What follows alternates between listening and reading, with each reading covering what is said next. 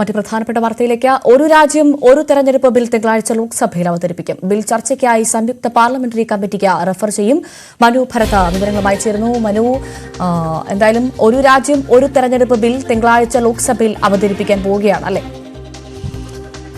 ഭവ്യ, ബി.ജെ.പിയുടെ തെരഞ്ഞെടുപ്പ് വാഗ്ദാനങ്ങളിൽ സുപ്രധാനമായ ഒന്നായിരുന്നു ഒരു രാജ്യം ഒരു തെരഞ്ഞെടുപ്പ് ബിൽ പാസാക്കും എന്നത്. ദീർഘനാളായി ഈ വിഷയം ബി.ജെ.പി ചർച്ചയാക്കുകയും ചെയ്തിരുന്നു. തുടർന്നാണ് രാംനാഥ് കോവിന്ദ് അധ്യക്ഷനായ ഒരു സമിതി ഈ വിഷയത്തിൽ പഠനം നടത്തിയത്. തുടർന്ന് ഇതിനുള്ള അന്തിമ അപ്രൂവൽ എന്ന നിലയിൽ കേന്ദ്ര മന്ത്രിസഭ കഴിഞ്ഞ സെപ്റ്റംബറിൽ ആദ്യഘട്ട അംഗീകാരം നൽകി. കഴിഞ്ഞ ദിവസം വീണ്ടും ഇത് ഈ ശൈത്യകാല സമ്മേളനത്തിൽ അവതരിപ്പിക്കാനുള്ള ഒരു അംഗീകാരം നൽകി. ഇതിനെ തുടർന്നാണ് തിങ്കളാഴ്ച ബില്ല് ലോക്സഭയിൽ എത്തുന്നത്. ഏതായാലും പ്രതിപക്ഷം വലിയ തോതിൽ ഇതിനെ എതിർക്കും എന്ന വിവരങ്ങൾ പുറത്തു വന്നിട്ടുണ്ട്. പ്രത്യേകിച്ച് കോൺഗ്രസിന് ബില്ലിനോട് കടുത്ത വിയോജിപ്പാണ്. ഇത് ഫെഡറൽ തത്വങ്ങൾക്ക് എതിരാകും എന്ന ഒരു നിലപാടാണ് കോൺഗ്രസിനുള്ളത്. അതേസമയം ഈ തെരഞ്ഞെടുപ്പ് ഉണ്ടാക്കുന്ന വലിയ സാമ്പത്തിക ബാധ്യതയും അത് വികസന മുരടിപ്പും തുടർച്ചയായുള്ള തെരഞ്ഞെടുപ്പുകൾ മൂലം രാജ്യം നേരിടുന്നു എന്ന കാര്യം ബി.ജെ.പിയും ആവർത്തിക്കുക. അതൊരു സമവായത്തിനുള്ള ശ്രമമാണ് നടക്കുന്നത്. അതുകൊണ്ട് തന്നെ ഒരു ജോയിന്റ് പാർലമെന്ററി കമ്മിറ്റിക്ക് മുൻപാകെ ഈ ബില്ല് വിടും. രാജ്യസഭയിലും ലോക്സഭയിലും 2/3 ഭൂരിപക്ഷം വേണ്ടിവരും ഇത്തരം ഒരു ബില്ല് പാസ്സാക്കിയെടുക്കാൻ. ബി.ജെ.പിയെ സംബന്ധിച്ചിടത്തോളം 164 അംഗങ്ങൾ ആണ് അവർക്ക് രാജ്യസഭയിലുള്ളത്. അത് 2/3 മെജോറിറ്റി വേണമെങ്കിൽ 164 അംഗങ്ങൾ വേണം. പക്ഷേ 112 അംഗങ്ങൾ മാത്രമേ ബി.ജെ.പിക്ക് അവിടെയുള്ളൂ. 364 അംഗങ്ങൾ വേണം ലോക്സഭയിൽ. പക്ഷേ അവിടെ 292 അംഗങ്ങളുടെ പിന്തുണയേ ഉള്ളൂ. സ്വാഭാവികമായും അതുകൊണ്ട് തന്നെ ബി.ജെ.പിയെ സംബന്ധിച്ചിടത്തോളം 2/3 ഭൂരിപക്ഷത്തിന് ബില്ല് പാസ്സാക്കാൻ മറ്റ് കക്ഷികളുടെ കൂടി പിന്തുണ വേണം. ഒരു സമവായത്തിനുള്ള ശ്രമം സ്വാഭാവികമായി നടക്കും എന്നാണ് മനസ്സിലാക്കുന്നത്. ചില പ്രതിപക്ഷ കക്ഷികളുടെ പിന്തുണ ആർജിക്കാൻ കഴിഞ്ഞാൽ അത് വലിയ ഒരു രാഷ്ട്രീയ നേട്ടം കൂടിയാകും എന്ന് ബി.ജെ.പി ഉറ്റുനോക്കുക. ഏതായാലും തിങ്കളാഴ്ച ബില്ല് വരുന്നു, ജോയിന്റ് പാർലമെന്ററി കമ്മിറ്റിക്ക് മുന്നിൽ വരുന്നു. അങ്ങനെയാണെങ്കിൽ 2029 ആകുമ്പോഴേക്കും ഒറ്റ തെരഞ്ഞെടുപ്പിലേക്ക് രാജ്യം നീങ്ങും. മാത്രമല്ല ഇതുമായി അനുബന്ധത്തിൽ നിരവധി മറ്റ് ഭരണഘടനാപരമായ ചില ഭേദഗതികൾ കൂടി ആവശ്യമാണ്.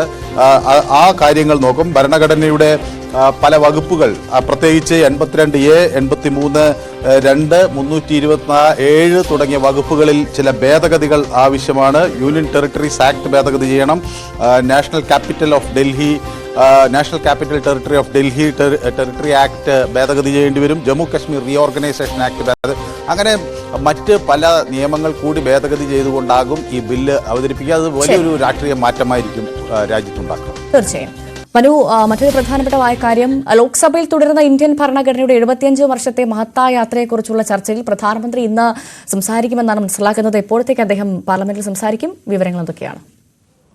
പ്രധാനമന്ത്രി ഇന്ന് ഈ വിഷയത്തിൽ വളരെ വിശദമായ ഒരു മറുപടി നൽകും എന്നാണ് മനസ്സിലാകുന്നത്. 11 മണിക്ക് ഈ ചർച്ച ആരംഭിക്കും. കഴിഞ്ഞ ദിവസം പ്രിയങ്ക ഗാന്ധി പ്രതിപക്ഷ ചേരിയിൽ നിന്ന് ഈ ചർച്ചയ്ക്ക് തുടക്കമിട്ടു. വളരെ രൂക്ഷമായ ആക്രമണം ആണ് ബി.ജെ.പി സർക്കാരിനെതിരെ നടത്തിയത്. ഭരണഘടനയെ പൂർണ്ണമായി ലംഘിക്കുന്നു ബി.ജെ.പി എന്ന് പറഞ്ഞ പ്രിയങ്ക ഗാന്ധി സംവിധാനു പകരം സംഘ്വിധാൻ ആക്കി മാറ്റി ഈ ഭരണഘടനയെ എന്ന ആക്ഷേപം മുന്നോട്ട് വെച്ചു. ഏതായാലും ഇത്തരം വിഷയങ്ങൾക്ക് വളരെ ശക്തമായ ഒരു മറുപടി പ്രധാനമന്ത്രിയുടെ ഭാഗത്തു നിന്ന് ഉണ്ടാവും. കഴിഞ്ഞ ദിവസം തന്നെ രാജ്നാഥ് സിംഗ് ഉൾപ്പെടെയുള്ളവർ ഈ വിഷയത്തിൽ നെഹ്റുവിൻ്റെ കാലത്ത് പല സംസ്ഥാന സർക്കാരുകളെയും പിരിച്ചുവിട്ടതിനെ സംബന്ധിച്ചുള്ള വിഷയങ്ങൾ എടുത്തു പറയുന്നുണ്ടായിരുന്നു. ഒപ്പം ഭരണഘടന ലംഘനം നടത്തി പ്രത്യേകിച്ച് ഈ അടിയന്തര അവസ്ഥ പ്രഖ്യാപിച്ചതുൾപ്പെടെയുള്ള വിഷയങ്ങൾ ബി.ജെ.പി നേതാക്കൾ കഴിഞ്ഞ ദിവസം എടുത്തു പറഞ്ഞു. അതേസമയം പ്രതിപക്ഷ ചേരിയാകട്ടെ ഭരണഘടനാ സ്ഥാപനങ്ങൾക്ക് നേരെയുള്ള കയ്യേറ്റം നടക്കുന്നു എന്ന് പറയുന്നു. അവരെ സ്വതന്ത്രമായി പ്രവർത്തിക്കാൻ അനുവദിക്കുന്നില്ല എന്ന ആക്ഷേപം ഉന്നയിക്കുന്നു. ഫെഡറൽ തത്വങ്ങൾ ലംഘിക്കുന്നു എന്ന ആക്ഷേപം ഉന്നയിക്കുന്നു. മണിപ്പൂർ, ഹത്രാസ് തുടങ്ങിയ വിഷയങ്ങളെല്ലാം കഴിഞ്ഞ ദിവസം ലോക്സഭയിൽ ചർച്ചാ വിഷയമായി. സ്വാഭാവികമായും അതിനൊക്കെയുള്ള വിശാലമായൊരു മറുപടി ഇന്ന് പ്രധാനമന്ത്രിയുടെ ഭാഗത്തു നിന്ന് ഉണ്ടാകും എന്ന് തന്നെയാണ് പ്രതീക്ഷിക്കുന്നത് ഉച്ചയോടുകൂടി. ശരി, മനു ഭരതാണ് വിശദവിവരങ്ങൾ പങ്കുവച്ചത്.